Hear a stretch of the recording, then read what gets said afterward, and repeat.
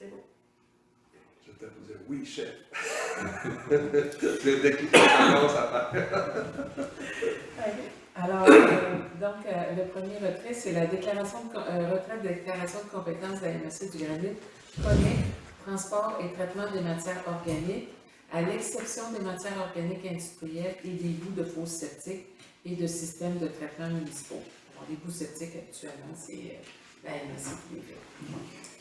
Considérant que le 20 septembre 2017, la MRC du Granit déclarait compétence en matière de collecte et de transport de matières organiques, à l'exception des matières organiques industrielles et des bouts de fosses septiques et de systèmes de traitement municipaux, en adoptant la résolution 2017-153.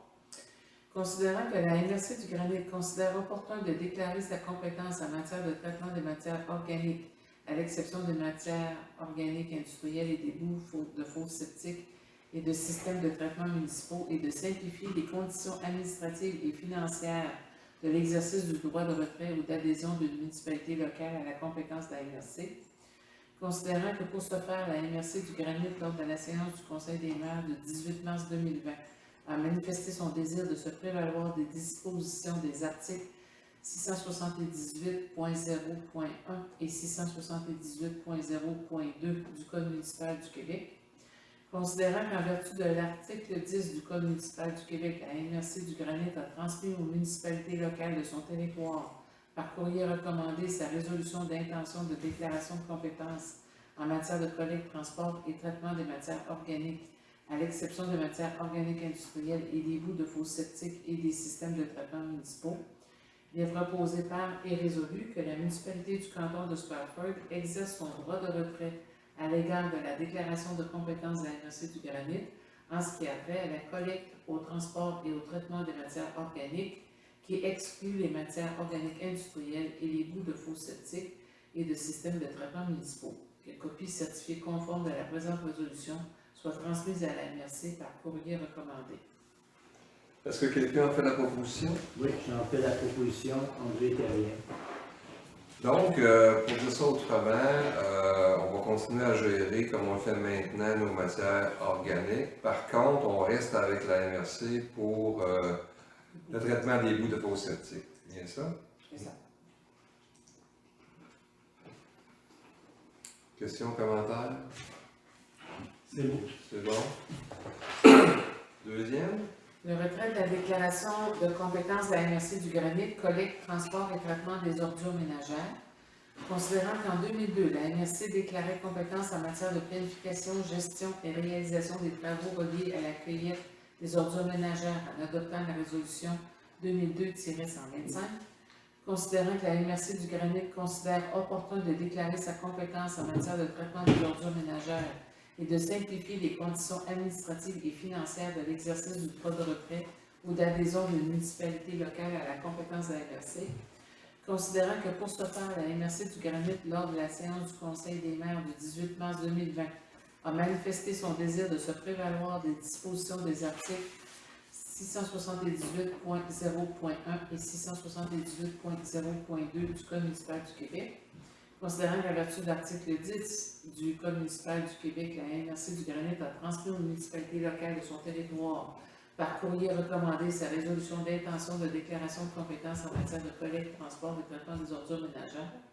Il est proposé par et résolu que la municipalité du canton de Stratford exerce son droit de retrait à l'égard de la déclaration de compétence de la MRC du Granit en ce qui a trait à la collecte, au transport et au traitement des ordures ménagères, que copie certifiée conforme à la présente résolution soit transmise à la MRC du Granit par courrier recommandé. Quelqu'un le propose? Oui, André Terrien, je vais le proposer. Au revoir. Questions, commentaires? C'est bon? C'est bon. Troisième volet. Le retrait de déclaration de compétence de la MRC du Granit, collecte, transport et traitement des matières recyclables. Considérant qu'en 2003, la MRC du Granit déclarait compétence en matière de planification, gestion et réalisation des travaux reliés à la cueillette des matières recyclables, à l'exception des matières recyclables industrielles, en adoptant la résolution 2003-51. Considérant qu'en 2017, la MRC du Granit déclarait compétence en matière de traitement de matières recyclables, à l'exception des matières recyclables industrielles, en adoptant sa résolution 2017-150. Considérant que la MRC du Granit considère opportun de réunir dans les mêmes documents l'ensemble des règles applicables concernant l'exercice de sa compétence à l'égard de ces matières recyclables, favorisant ainsi l'uniformité de celles-ci. Considérant que la MRC du Granit juge à propos d'uniformiser les modalités et les conditions administratives et financières relatives à l'exercice du droit de retrait des municipalités locales de la compétence de la MRC du Granit à l'égard de la collecte, du transport et du traitement des différentes matières recyclables, afin notamment de simplifier la gestion des différents services. Il est proposé par et résolu que la municipalité du canton de Stratford exerce son droit de retrait à l'égard de la compétence de la MRC du Granit en ce qui a trait à la collecte et au transport de matières recyclables, tout en maintenant sa participation dans l'entente de gré à gré avec Récupération Frontenac jusqu'au 31 décembre 2021, comme le stipule l'entente, et sa participation au service de collecte, transport et traitement des plastiques agricoles. Que copie certifiée conforme de la présente résolution soit transmise à la MRC par courrier recommandé. Quelqu'un propose? Oui, André Terrien, je le propose. Donc, ce que ça veut dire, c'est que, parce que dans les deux premiers volets, là, les ordures et les matières organiques, la MRC va aller en appel d'offres pour obtenir un service intégré, c'est-à-dire transport et traitement. À la limite, je pense que c'est le transporteur qui va décider où est-ce qu'il amène les matières. C'est lui qui va choisir le site d'enfouissement ou de traitement. Par contre, dans le recyclage, comme on a déjà une entente de gré à gré, l'ensemble de la MRC avec Récupération Frontenac et qu'on souhaite continuer à faire partie des membres ou de la clientèle de Récupération Frontenac, ils ont sorti ça de leur appel d'offres. Ils ont donc une entente de gré à gré avec Récupération Frontenac.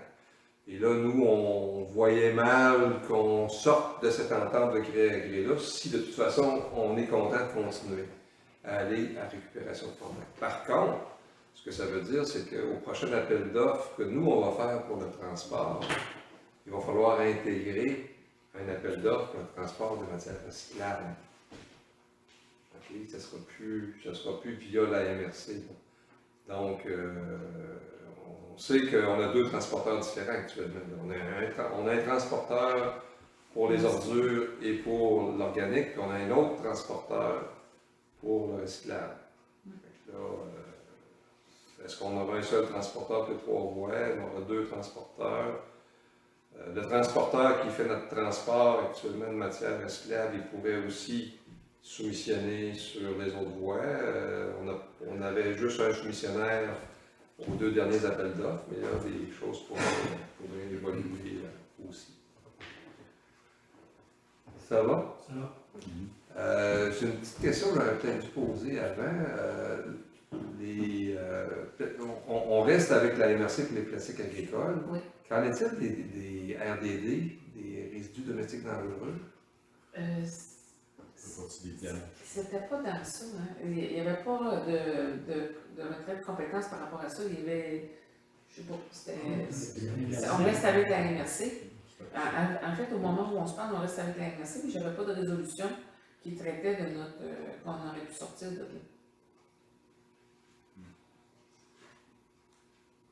OK. Donc, ça veut dire que ne Mais c'est parce nous que les retirant pas, C'est ça. on va rester avec la MRC Oui, c'est ça, exact. J'avais pas de. pour les RDD. On n'est Oui, pas, c'est ça. Parce que c'est pas un soumissionnaire pour aller ramasser RDD. C'est la municipalité, c'est la MRC qui organise la collecte, mais c'est pas, ouais. pas une compagnie, là, c'est pas un appel d'offres. là. Non, c'est la ville de Mégane, en tout cas. C'est ça. OK, je Fait voulais que juste c'est pour ça. m'assurer Il y avait pas qu'on de- il y ne avait se pas- retrouve pas Non. Dans la liste là, des retraits possibles, RDD n'était pas dedans. OK. C'est bon. C'est important là, qu'on puisse continuer en fait ça. C'est bon? Oui. D'autres questions, commentaires? Tout est beau? Donc, courrier recommandé, je pense qu'il nous reste à peine quelques jours hein, pour rentrer dans le délai de 90 jours. Elle dit, je le sais. Je ne tourne pas le calendrier. Excusez-moi. On arrive donc à 10.2. un point qu'on a ajouté, un avis de motion concernant un règlement sur l'occupation du domaine public. Est-ce que vous souhaitez introduire ce sujet-là? Voulez-vous que je le fasse? Moi, j'aimerais autant parce que c'est un sujet neuf pour moi. C'est un sujet neuf peut-être, mais pas pour le conseil, parce qu'on en a parlé déjà, ça remonte à surtout les documents de 2018, à la suggestion d'ailleurs de notre inspecteur en bâtiment et environnement, qui disait, ben écoute, il y a plein de monde qui font toutes sortes d'affaires sur des terres de la municipalité ou sur les chemins, sur l'emprise des chemins. On n'a pas de règlement pour encadrer ça. Puis là, ben, à tout bout de champ, il arrive des incidents. En faisant du débroussaillage, on a coupé une pipe à l'eau. Puis là, la personne dit, ben là, vous avez brisé mon tuyau, il faut que vous me répariez. Alors qu'il a installé ça sans nous demander la permission, puis sans qu'on lui donne la permission, etc. Alors, il y a toutes sortes de choses comme ça. On a vu aussi des demandes de dérogation passer. Un garage qui a été construit il y a longtemps, si on veut, là, mais qui est en partie dans l'emprise du chemin. On a accordé la dérogation, mais ça ne fait pas en sorte qu'on est protégé nécessairement contre ce qui pourrait arriver. Si, je ne sais pas moi, si la déneigeuse l'accroche en passant, va falloir payer les dommages, ou bon, etc., etc. Alors, il y a une série de dimensions qu'il faut être capable de gérer.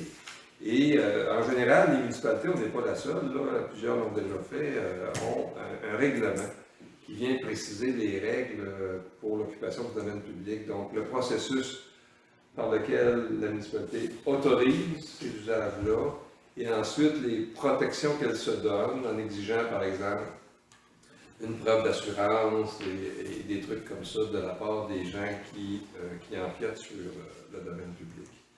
On voit toutes sortes de choses, des constructions, des aménagements paysagers, des headsets. Puis si on fait rien, à la limite, le danger, c'est que les gens finissent par dire ben, c'est à moi ça. Ils pourraient peut-être même, je ne sais pas, je n'ai pas testé ça, là, mais il ne faudrait pas qu'on se retrouve avec des demandes de prescription acquisitive en disant ben moi, ça fait 30 ans que ma haie est là. Je réclame la propriété du terrain sur lequel elle se trouve, puis ça ne s'invoque pas contre la municipalité. Ça ne s'invoque pas contre la municipalité, ni contre le gouvernement. Bon, ben, tant mieux. C'est là Mais quand même, il faut qu'on gère ça. Mais c'est aussi dans les actions de vente aussi, hein? Parce que de plus en plus, les gens veulent des titres clairs, des choses comme ça. Donc, quand il y a des installations qui ne sont pas au bon endroit, quand ils font un certificat de localisation, ça fait la démonstration que ce n'est pas au bon endroit. Alors là, comment on fait la vente? Il y a des enjeux de vente là, qui ne sont pas faciles non plus. Là. Exact. Puis la façon de les régulariser en l'absence d'un règlement, c'est complexe aussi. Là, toute la question des servitudes, il faut les notarier, il y a des frais, etc. C'est des instruments beaucoup plus lourds, si on veut, que d'avoir un règlement. Alors, on avait déjà en 2018 consulté nos aviseurs légaux, la firme de l'époque, et ils nous avaient préparé un projet. Puis on l'avait laissé dormir sur le coin du bureau un petit peu, malheureusement, là, puis j'en prends une partie de la responsabilité, mais c'était à une époque où on a eu plein de choses à faire, y compris gérer une certaine transition à la direction générale, entre autres choses. Alors, on arrive à ça. Et là, il y a quelques dossiers là, qui demandent des réponses. Là, donc, ce qu'on propose, c'est de réactiver ce dossier-là. Et donc, je vais déposer ce soir un avis de motion en vue de l'adoption de ce règlement, probablement à la séance du mois de juillet. On peut peut-être lire la résolution. On ne lira pas le règlement au grand complet. Là.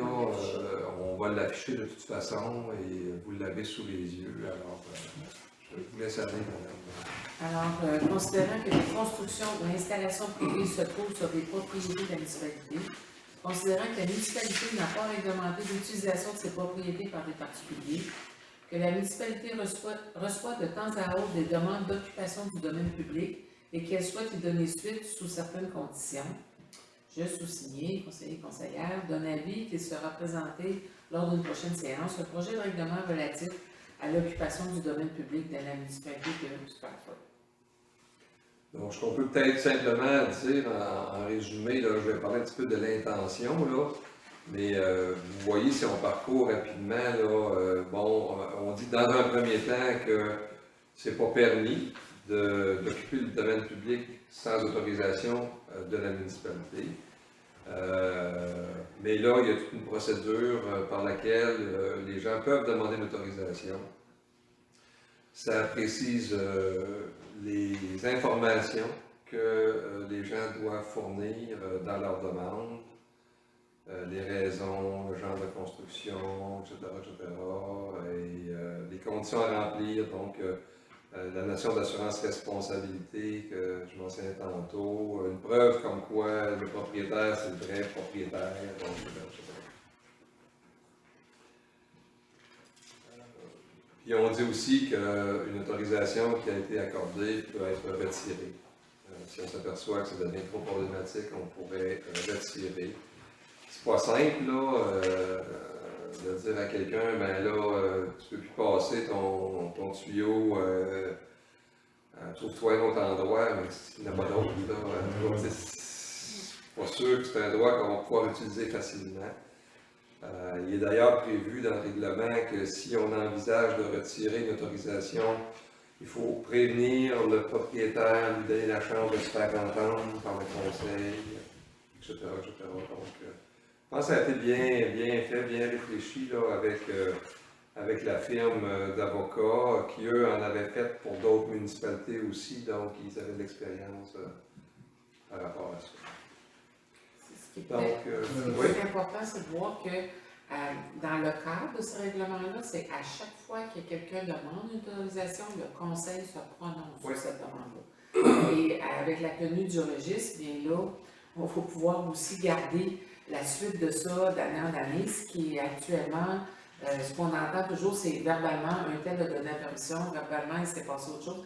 C'est très difficile actuellement de travailler. J'en avais parlé aux responsables de la voirie, ou j'en avais parlé à tel élu, etc. Là, c'est un registre officiel, permanent. On peut retracer, et quand les gens veulent le consulter pour des fins de transaction, par exemple, ben, on est capable de confirmer que l'autorisation a été donnée. Ce qu'il faut peut-être juste rajouter, c'est qu'il n'y a pas de droits acquis en cette matière. Okay? Donc, il va falloir, au début, là, ça va être l'ouvrage, parce qu'il va falloir recevoir tout ce qui existe déjà, là, il va falloir mettre ça en règle. Sinon c'est pas en règle. Faut pas que les gens... Oui, Richard? Il n'y a pas de, comme je peux voir dans le règlement, alors, je vais le survoir rapidement, il n'y a pas de frais à cela, hein, c'est cette démarche-là. Bonne question. Est-ce qu'on a mis un tarif pour l'étude de cette... Pour une dérogation, ils ont un frais, Réfléchis. J'en trouve pas. À l'article 6, demande d'autorisation, il y a deux sections. Là, la demande présentée municipale doit indiquer Cette demande doit être accompagnée 1, 2, 3, 4, 5, 6. Elle doit être accompagnée du paiement du prix pour l'ouverture du dossier et l'étude préalable de la demande telle que fixée au règlement par les tarifs pour l'exercice en cours à la demande de permis. Oh. Donc, oui, il y aurait un coût, mais le coût ne fait pas partie du règlement. Il est ailleurs. Il est ailleurs, oui, ça. C'est dans le règlement sur les demandes de permis. Ouais, c'est ça. Je ne sais pas, je ne crois pas que ça ne peut pas être nommé parce qu'en réalité, on n'avait pas, mais je vais voir. Ben, en fait, si notre intention au début, par exemple, c'était pour faciliter les choses de ne pas mettre de tarif, on n'a juste à rien faire, ça fait... OK? Notre règlement nous permettrait d'établir un tarif. On aura à décider si on en fait un ou pas, mais actuellement, c'est pas dans le... Parce qu'on ne veut pas non plus désinciter les gens à se régulariser. On veut au contraire qu'ils se déclarent, qu'on régularise le plus possible. On pourrait décider que la première année, par exemple, c'est gratos, là. Parce que si je pense au dossier qu'on a sur la table, il y a des gens qui ça leur coûte de l'argent parce qu'on n'a pas ça actuellement. Là. Oui, oui, Fait je que c'est comprends. un peu difficile d'aller. Je pense qu'effectivement, il y a plusieurs dossiers qui sont, tu sais, que personne n'a demandé ou pas. C'est vraiment l'histoire du passé là, qu'on essaie de régulariser là, pour un petit bout. Là. Ou sinon, on pourrait mettre un tarif quand même bas, là, comme on a pour l'abattage d'arbres, je pense que ça coûte 15$ ou ça fait comme ça. Là, Ça va faire une pause ici.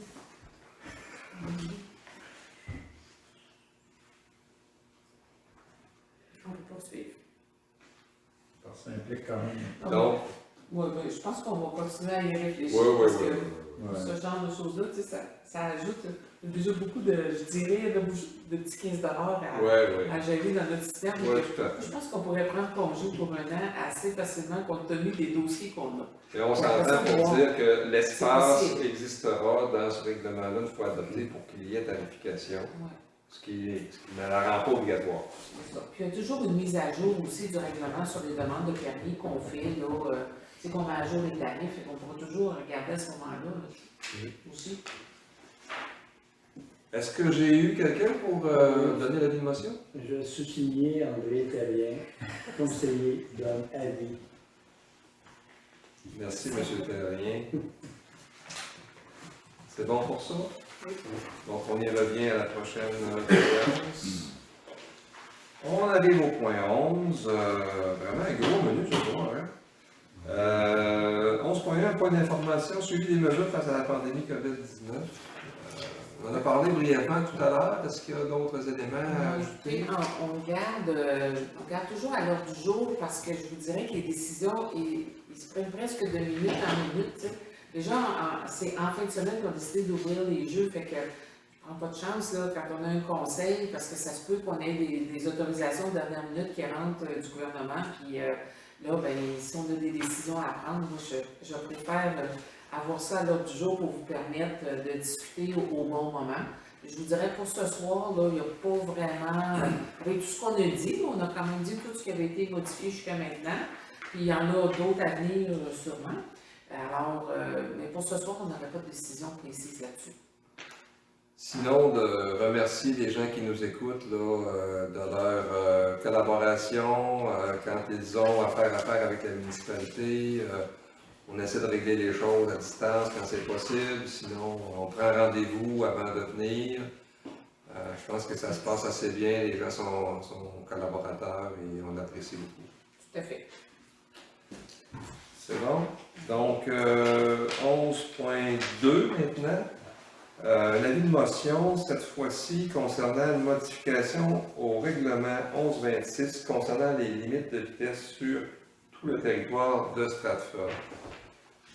Quelqu'un veut faire l'introduction de ça? Alors, dans le contexte où la Société de gestion du parc du Lac-Hermeux a regardé comment elle pouvait ouvrir le parc cet été, tantôt on a fait toutes les considérations sanitaires qui nous étaient demandées, mais elle a amené à réfléchir sur la limite de vitesse sur ce chemin-là, qui est de 50 km au moment où on se parle, et compte tenu qu'il y a peut-être une perspective aussi de faire des sentiers, puis qu'il y aurait des gens qui pourraient traverser le chemin. Puis qu'actuellement, c'est peut-être marqué 50 km, mais les gens roulent peut-être un peu plus vite que ça. Là. Il reste que c'est presque 1,5 km pour se rendre à la bâtisse. Il oublie un petit peu qu'il pourrait rencontrer des gens dans les courbes et autre chose comme ça. Donc, pour essayer de rendre, je dirais, le cheminement sur la route plus sécuritaire, le domaine, la SGPLA nous a demandé de modifier le règlement pour la circulation. Et je peux procéder à la lecture. Oui, bien sûr. Alors, considérant que la municipalité a confié à la Société de gestion du parc du Lac-Hermeux, organisme à but non lucratif, le mandat de veiller à la gestion et au développement du parc, propriété de la municipalité, considérant qu'on voit souvent des véhicules circuler à des vitesses excessives sur le chemin du domaine Hermeux, même à proximité du bâtiment central, qu'il y aura des piétons bientôt qui traverseront le chemin aux endroits où on aménagera de nouveaux sentiers pédestres qui passeront de la propriété de la municipalité vers ou en provenance du marais Masquinongé. Qu'il s'agit d'une entrée privée et non d'une rue municipale, même si elle a 1,5 km. Qu'il y a beaucoup de courbes et que la visibilité est réduite à plusieurs endroits, que l'article 626 du Code de la sécurité routière permet à la municipalité de fixer par règlement la limite minimale ou maximale des véhicules routiers sur son territoire. Je souligne, conseiller ou conseillère, d'un avis qui sera présenté lors d'une prochaine séance, un projet de règlement modifiant le règlement numéro 1126 concernant les limites de vitesse dans le but de réduire la vitesse maximale autorisée sur le chemin du domaine R1 de 50 km/h à 40 km/h. Quelqu'un a fait la proposition? Gaétan Côté, je donne l'avis de motion, modifier le règlement. Là. Oui, c'est l'avis de motion, merci. Je peux me permettre une question? Est-ce qu'il est exact de dire qu'il s'agit d'une entrée privée et non d'une rue municipale? Techniquement, elle est écrite comme rue. En fait, c'est la perception. Peut-être qu'il faudrait. C'est la perception de la GPLA qu'il voit plus comme une rue que une rue. Ben, oui, je comprends, là, mais de le lire comme ça, ça fait drôle peut-être. Parce qu'il y a quand même un propriétaire qui n'est pas la municipalité sur ce chemin-là. Là. Oui, c'est vrai. Oui, donc, c'est une rue municipale. Oui. Puis, c'est pas juste une entrée du domaine de mort. À cause de Oui, c'est vrai. au moins, Il y a En fait, un propriétaire qui a une entrée sur ce chemin. d'une part, puis d'autre part, le marais Masquinongé n'est pas propriété municipale. Aussi, c'est vrai. OK, bon, bon, c'est bon, ça va faire moins. Je suggère peut-être qu'on retire le considérant. Oui,